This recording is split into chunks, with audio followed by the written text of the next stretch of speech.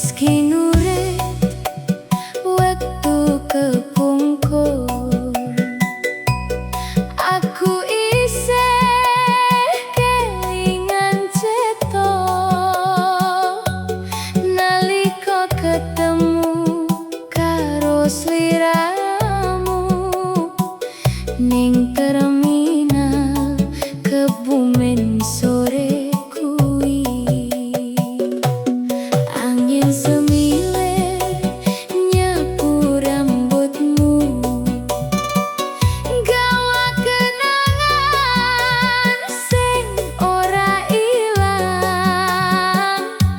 Jroning ati iki jedul rasa kangen sing suwe tak pendam. Saben memejam aku isih weruh raih senyummu sing biyen legani. Kabeh rasa iki ora owah sanadyan waktu wis adoh. Jenengmu tetep kumantul ning jero ati sing rapuh. So kapan aku bisa jatur netra karo sliramu sadurunge ati iki ambruk. Rasane suwung uripku saben dina tanpa anane sliramu nyandingku. Kebumen tekan Tulungagung, tresnaku ora bakal ilang. Tansah tak sumimpen jroning dodo nganti tekan pungkasan uripku.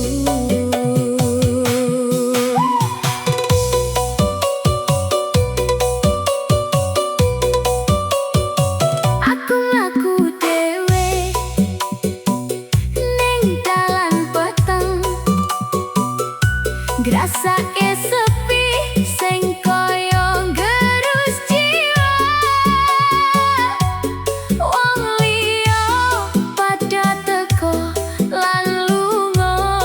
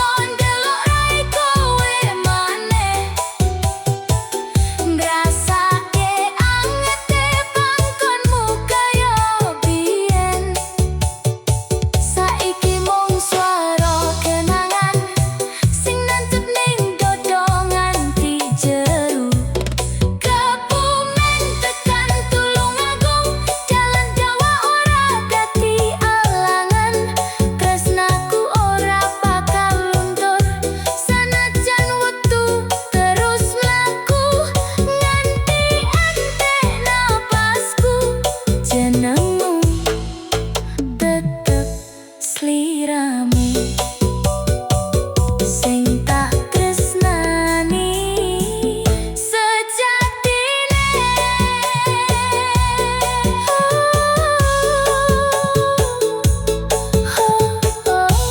Sliramu sawiji wong sing tak simpen nganti tekan tutup mata. Tresna iki ora ono owah.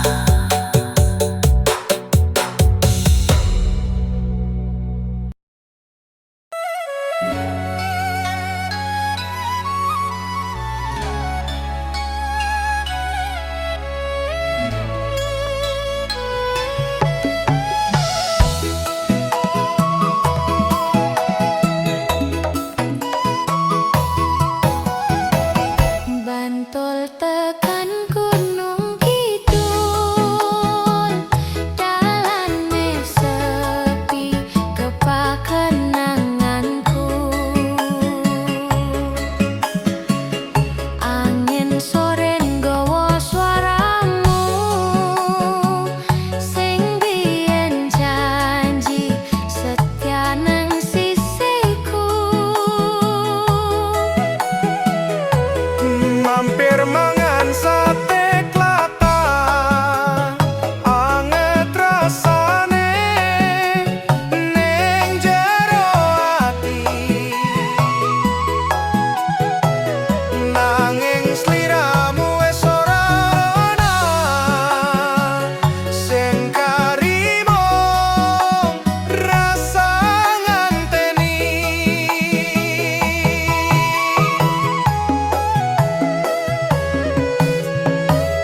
Walang koreng tati crita, piulan katot tati saksi tresno. Saben suapane lengake esamanmu sing ora iso bali.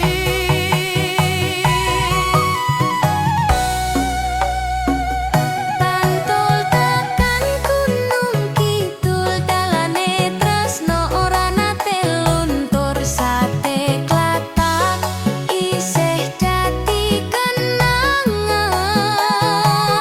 Nanging sliramu wis milih jalan, piwul gatot lan walang goreng ngancani ati sing saya garing.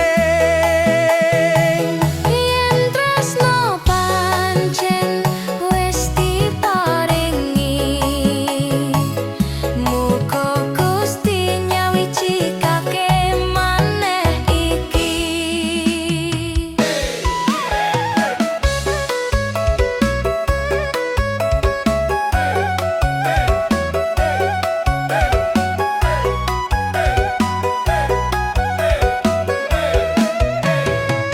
Nyawang bukit lan segara kidul, langit jingga dadi payungku. Segelas wedang anget tak cekel, ngilangke sepi ning jero dodo. Aku percaya waktu bakal tekan, Gawa cerita luwih endah, senajan saiki